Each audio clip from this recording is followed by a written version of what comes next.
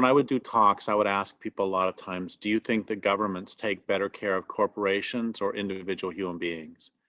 And out of tens of thousands of people, literally, that I asked that question at many talks, nobody ever said that the government takes better care. Any government takes better care of human beings and corporations. Everybody understands it takes better care of corporations and human beings. And what is a corporation? A corporation is a mega machine. Lewis Mumford would say it's a group of people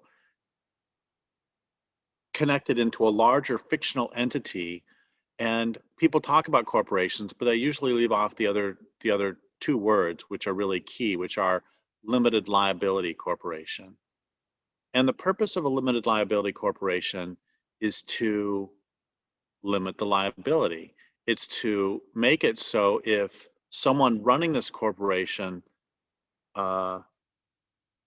causes great harm, they do not suffer, they do not have to pay out of their own pockets for the harm caused by the corporation.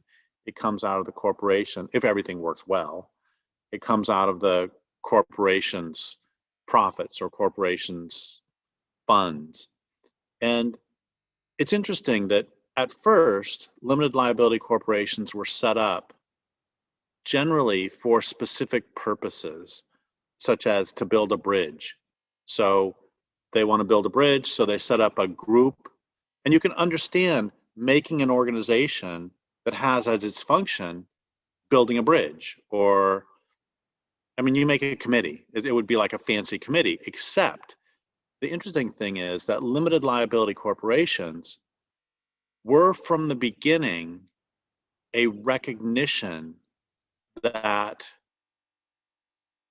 these fictional creations, these committees, these organizations have the capacity to do significant harm to others, and therefore there is a need to limit the liability. Because if there wasn't the potential for great harm done by this, there would be no need to, I mean, if you have a neighborhood group that is going to get together and have lunch every Wednesday, or have a book club that meets once a month to read a book, there's probably not going to be great harm done to anyone. And so you don't have to form a limited liability corporation in order to have your book club. On the other hand, if you are going to install an extremely high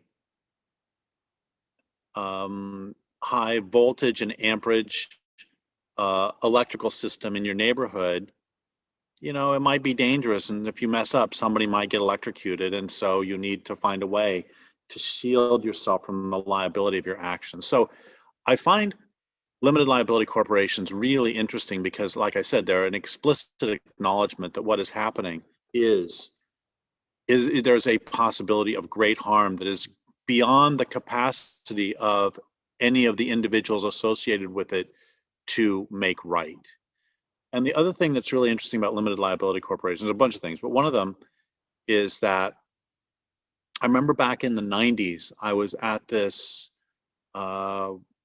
workshop or a gathering of small farmers and animal rights and environmental activists about what to do about organic farming. And this was when they were putting in the organic farming regulations in the 90s that drove a lot of small organic farmers out of business.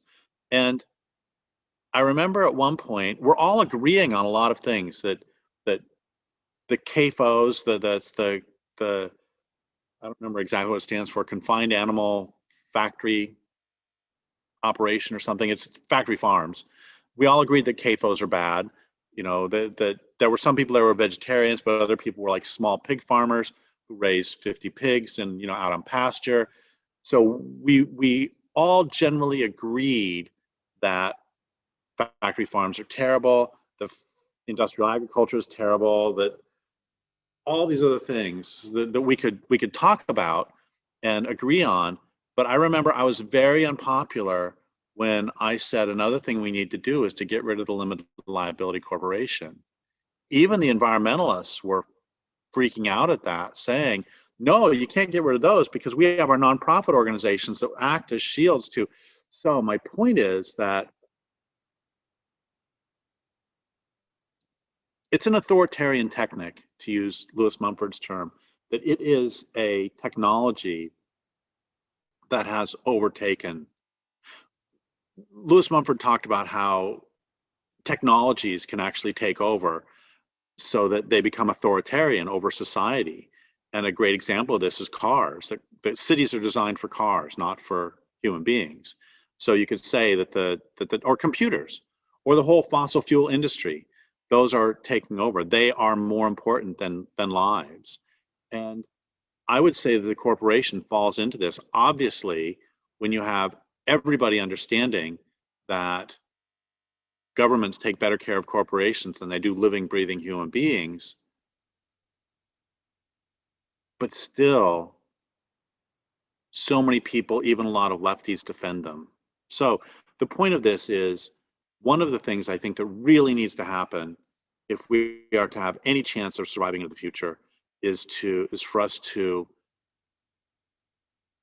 begin to question it used to be the divine right of kings, and that has long since become the divine right of corporations. And that needs to be not only called into question, but overthrown.